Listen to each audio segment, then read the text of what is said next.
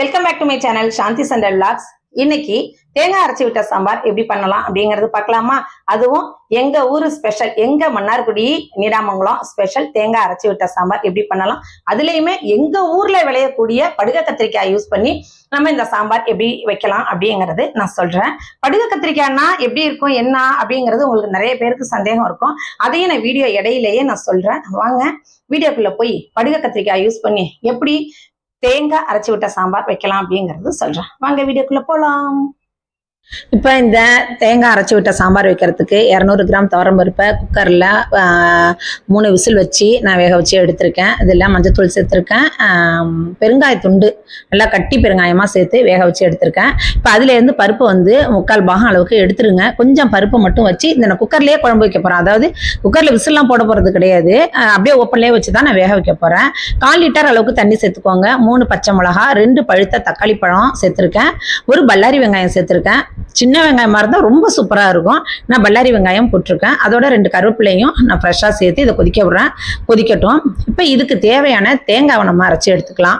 1 மூடி தேங்காய் எடுத்துருக்கேங்க. 1 மூடி தேங்காவுக்கு 1 ஸ்பூன் சீரகம், 1/2 ஸ்பூன் மிளகு, 1/2 ஸ்பூன் சோம்பு சேர்த்து நல்லா கொரகொரப்பாக அரைச்சி எடுத்துக்கலாம். ரொம்ப மைய அரைக்கக்கூடாது சாம்பாருக்கு எப்பொழுதுமே. இப்போ இந்த சாம்பார் வந்து 6 பேருக்கு மேலே, 6 பேர் நாங்கள் மத்தியானம் சாப்பிட்ருக்கோம். மிச்சம் கூட சாம்பார் அங்கே இருக்குது, நைட்டு யூஸ் பண்ணிக்கலாம்.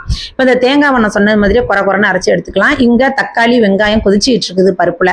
இப்போ இந்த கத்திரிக்காய் இருக்கு பார்த்தீங்களா, படுக கத்திரிக்காய்னு சொன்ன பார்த்தீங்களா, படுக கத்திரிக்காய் சேர்த்துருக்கேன். அதோட 1 துண்டு பரங்கிக்காயும் சேர்த்து நல்லா கொதிக்க விடலாம். படுக கத்திரிக்காய் வந்து எங்கள் ஊரில் ரொம்பவே ஸ்பெஷலுங்க. ரொம்ப ரொம்ப ஃபேமஸ் நீடாமங்கலத்தில், மன்னார்குடி சைட்லாம் வந்து படுக கத்திரிக்காய் அப்படின்னா படுகையில் விளையக்கூடிய கத்திரிக்காய். நார்மலாக தோட்டத்தில் விளையக்கூடிய கத்திரிக்காவுக்கும் இந்த படுக கத்திரிக்காவுக்கும் டேஸ்ட்டில் நிறைய டிஃப்ரென்ஸ் இருக்குது. அவ்வளோ டேஸ்ட்டாக இருக்கும். வெறும் நம்ம வந்து கத்திரிக்காய் போட்டே சாம்பார் வைக்கலாம், அவ்வளோ அட்டகாசமாக இருக்கும். இப்போ தேங்காய் பாருங்கள், இந்த தேங்காய் அரைச்சாச்சு, குறக்குறன்னு தான் அரைச்சிருக்கேன். அதில் இன்னொரு 2-3 சின்ன வெங்காயம் போட்டு ஒரு டொரு விட்டு எடுத்துக்கலாம். இப்படி தான் இருக்கணும் தேங்காய் குறக்குறன்ட்டு. ஓகேவா? புளி எடுத்துக்கிட்டீங்க அப்படின்னா இதுக்கு ஒரு நெல்லிக்காய் சைஸ் அளவுக்கு புளி எடுத்திருக்கேன். ஏன்னா புளி வந்து சாம்பாருக்கு நிறைய போடக்கூடாது. ஒரு பெரிய நெல்லிக்காய் சைஸ் அளவுக்கு தான் புளி ஊற வச்சு வச்சுருக்கேன்.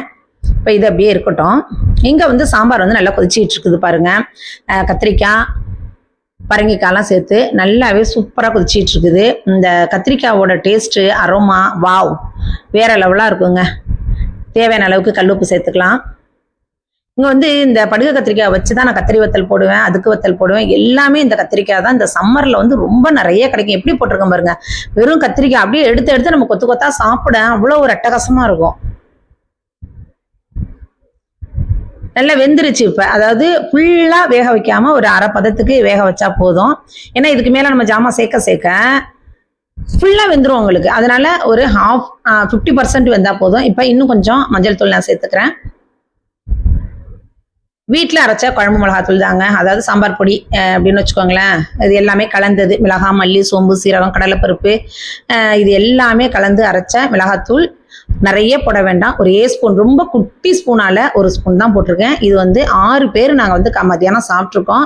இதற்கு மேலே நைட்டுக்கும் இந்த சாம்பார் அப்படியே இருக்குது, சூப்பராக இருக்கும். ஏன்னா நம்ம தேங்காய் விட்டு தானே நம்ம அரைச்சி தானே இது வைக்க போகிறோம், அதனால நிறைய இருக்கணும்.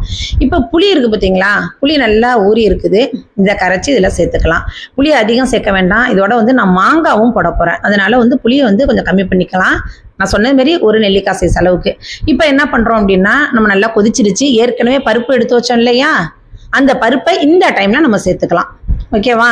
அதாவது புளி கரைச்சி ஊற்றின பிறகு அந்த பருப்பை வந்து இதில் சேர்த்துக்கலாம். முன்னாடியே எல்லா பருப்போடையும் நம்ம சேர்த்து போட்டோம்னு வச்சுக்கலாம். சாம்பார் வச்சோம்னா குழன்ட்டு நல்லா இருக்காது.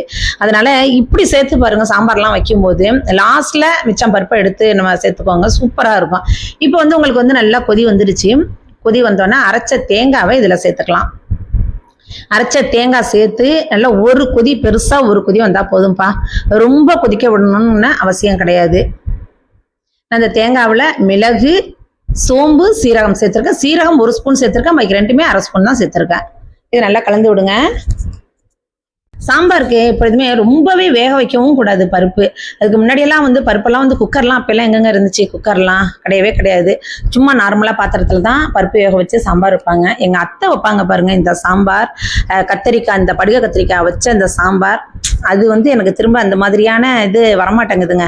அவங்க செய்யற அந்த வாசனை, படுக கத்திரிக்காய் போட்டு வெறும் கத்திரிக்காய் தான் போடுவாங்க. அவ்வளவு சூப்பரா இருக்கும் அந்த சாம்பார். ஏன்னா எவ்வளவு ட்ரை பண்ணாலும் அது மாதிரி வரமாட்டேங்குது. இருந்தாலுமே இது சூப்பரா இருக்கும். என்னோட மெத்தட்ல இது சூப்பரான சாம்பார். அருமையா இருந்துச்சு. இன்னைக்கு நல்லா சூப்பரா இருந்துச்சு. தங்கச்செல்லாம் அருமையா இருக்குக்கா அப்படின்னாங்க.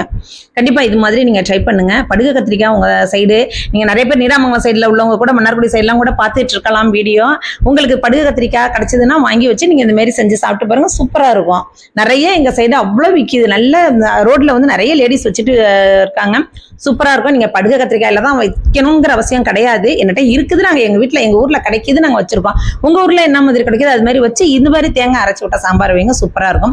மாங்காய் வந்திருக்கான்னு பாத்தீங்கன்னா, மாங்காய் இப்பதான் போட்டேன்னா, அதனால ரொம்ப வேகணும்னு அவசியம் கிடையாது. இந்த சூட்டிலே வெந்து போயிடும் மாங்காய். சோ கத்திரிக்காய், பரங்கிக்காய் எல்லாம் வெந்துருச்சு. இந்த டைம் வந்து கரெக்டான டைம். இப்போ வந்து ரொம்பவும் நம்ம தேங்காய் வச்சு கொதிக்க விடக்கூடாது. இறக்கிடலாம். இறக்கிட்டு தாளிச்சு கொட்டிடலாம். எண்ணெய் ஒரு ஸ்பூன் விட்டு கடுகு, சீரகம், அவ்வளவுதான். பெருங்காயத்தூள் சேர்த்து நம்ம தாளிச்சிட்டோம் அப்படின்னா டக்கரான தேங்காய் அரைச்சி விட்ட சாம்பார் ரெடி ஆயிடுங்க. பாருங்க, 3 காஞ்ச மிளகாய் கிள்ளி போட்டிருக்கேன். ஒரு ஸ்பூன் கடுகு போட்டிருக்கேன். இது நல்லா கடுகு வெடிக்கட்டும். இப்போ சீரகம் ஒரு ஸ்பூன் சேர்த்துக்கலாம். ஃப்ரெஷ்ஷான கருவேப்பிலை, பெருங்காய பொடி சேர்த்துக்கோங்க. நான் ஏற்கனவே கட்டி பெருங்காயம் சேர்த்துருக்கேன். அதோட இது கொஞ்சம் முன்னாடியில் மேலே தூவும் போது சூப்பராக இருக்கும். கருவேப்பிலை சேர்த்து தாளித்து அதில் சாம்பாரில் கொட்டிடலாம். கொட்டி நீங்கள் உங்களுக்கு இஷ்டப்பட்டா கொதிக்க விட்டுக்கோங்க, இல்லைன்னா மேலே அப்படியே விட்டுடலாம். அவ்வளோதான்ப்பா.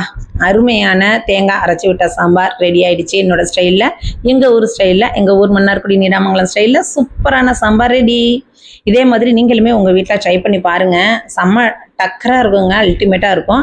அதே மாதிரி நான் சொன்னது மாதிரியே படுகு கத்திரிக்காயில் வச்சு கிடச்சிதுன்னா வச்சு செஞ்சு பாருங்கள். இப்போ இதை சர்வ் பண்ண வேண்டியதுதான்.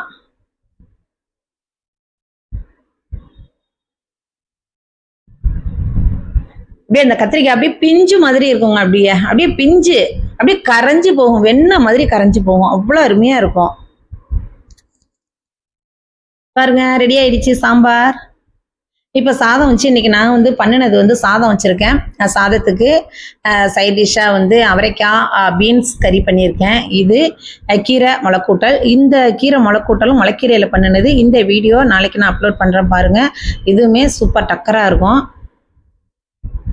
தயிர், வீட்டில் வர ஊற்றின தயிர் வச்சு நம்ம சாம்பார், தேங்காய் அரைச்சி விட்ட சாம்பார் வச்சு சாப்பிட்டோம்.